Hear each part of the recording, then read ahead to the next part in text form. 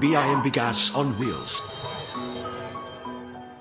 Saka ako ibilib po sa inyo dahil sa kalagayan, sa edad nyo yan, kahit papano, dahil nakapagsimba pa rin kayo, no? Talagang hindi nyo kinakalimutan ng Kasi kailangan po talaga yung Eucharistia maan natin. Yun ang maganda personal, dun. di ba Yes. po?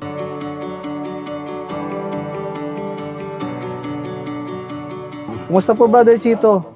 Okay naman po ako at nakakilusa rin po ako. Brother Chito, itong tinitira niya, mag-isa lang kayo? Opo. Okay. Wala kayong may pamilya? Bumagin ko, Pamangkin mo? nandito mo sa gabi. Nagtatrabaho na siya? Opo. So, asawa, anak, wala ho kayo? Wala po. So, mag-isa lang talaga kayo sa... Ilang taon na ho ba sila? 65 po. 65 na. Pero teka muna, na ano ho kayo na stroke? Right, opo. Kailan ho ba yan? 2013. Matagal na. 13 years 2013. na ako. Kaya dahil Amen, lang po amen. ako. Oo.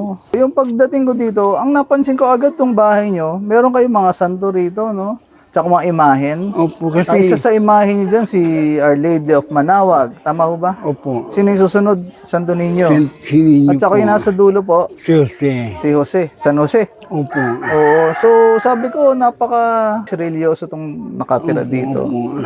Ano po yung ginagawa nyo dati? Bago kayo Ay, na-stroke? nananahi po ko. Nananahi. Tapos nag-ahente. Nag-ahente ng ano ho? Yung tela. Tela. Okay. So, Sa garments. Sa garments talaga kayo. Opo. Ano pa nangyari nun? Ay, overfatigue. Overfatigue? Kaya yan. Talaga, no? Tapos, nagnananahi, natatabas, nagtinda. Ganyan magawain ko. So, kayo po ay na-stroke 2013 pa. Opo, 13 years na. Oo. Pero salamat sa Diyos, ano? Dahil matagal na panahon. Talaga po. Isang dekada. Kaya sa kay Lord, nung Dekada nga, may dinedasal ko, kung itutumo mo ko, ituloy mo na, di ba? Kasi wala mag-aalaga sa akin. alaga sa inyo. Kaya tuloy-tuloy na, para ano, di ba? Oo. Ano siya, sila nakakaalam ng buhay natin eh. Oo. So, ang tanong ko dito, kung wala na ho kayong trabaho, sinong tumutulong sa inyo? Simbahan po. Simbahan ng O yan, ka Santa Marta. Santa Marta. O kasi doon dito Lahat ng nanggaling. kasiste ko.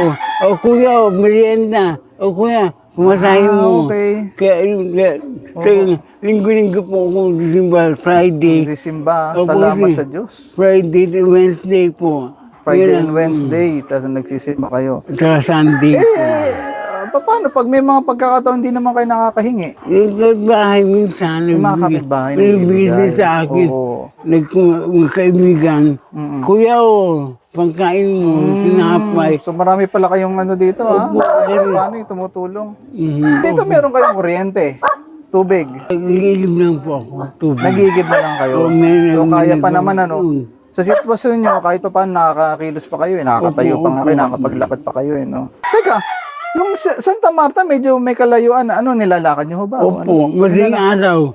3 o'clock, 3:30. Nang madaling araw, naglalakad na kayo. Kasi maano ako, quarter to 6. Parang pagdating nyo doon, ilang araw, ilang oras?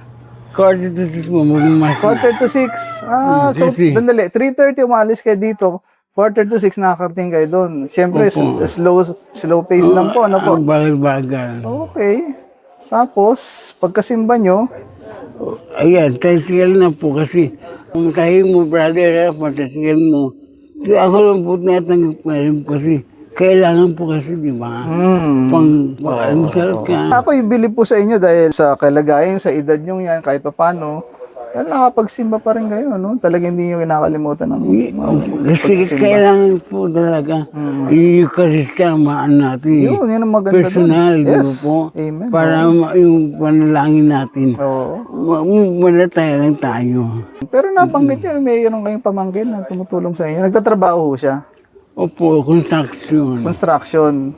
O siya po pagkain yan. Siya uminom ka ng gamot mo. Teka, may gamot ho kayo. Ibig sabihin, may maintenance na ho. Meron na po. Hindi naman napapatid. Hindi naman po kasi. Kaya yun napapaalala. Ibigay sa center, pagka sa Mayroong City bigay sa Hall. center sa City Hall. Pagka wala, Bili. Kung bili, di ba? Oh. Anyway, salamat sa Diyos at Talaga po. hindi naman kayo pinabayaan ng Panginoon. Yes. Salamat, no? Brother Chito, dahil kahit pa paano, nakilala ka namin. So anyways po, itong biyayang bigas, tumutulong po kami sa mga talagang kapuspalad, sa mga nangangailangan. Ito po ay galing sa Panginoon. Totoo po. Ginagamit lang po kami mga instrumento. Kahapon, Oh, ay, wala na akong bigas. wala na kayong bigas. Yeah, ba? Tama-tama. Ano ho sa inyo yung bigas? Ito na po yung bigas, oh. Ayan. Ayan. Ayaw niyo ho ba? Kaya po. Marunong kayo magsaing? Opo naman. Kaya niyo pa magsaing? Opo. Oo. Kasi sasaing niyo pa ho yan eh. Opo. Tapos meron din ho kami bibigay sa inyo. Mm. Sigurado kong kilala niyo siya eh. Dahil madalas naman kayo sa simbahan. Ayan po. Sino ho ba yan? Diyos. Ay. No? Siya po talaga ano sa akin. Amen. Kaya yung aklat ng buhay, yung awa, di ba mercy? Kung marunong po kayo mag-chaplet, okay, nandito naman po yung guide. Nakakapagbasa ho ba kayo? Opo. English, Opo. nandyan naman ho siya. Yeah. Ang ginagamit po dyan yung rosary. Meron din po kaming konting tulong para sa inyo na sana kahit pa paano makatulong din po ito sa maliit na pamamaraan. Ayan po. Salamat. Ayan. May konting pera. Ayan. So, Thanks, Lord. oh, thank you, Lord. Alam niyo talagang wala kang kakainin. Para sa mga nais tumulong sa biyayang bigas, maaari kayong mag-donate sa GCash number na makikita sa screen o mag-message sa aming Facebook page, Friends of the Divine Mercy.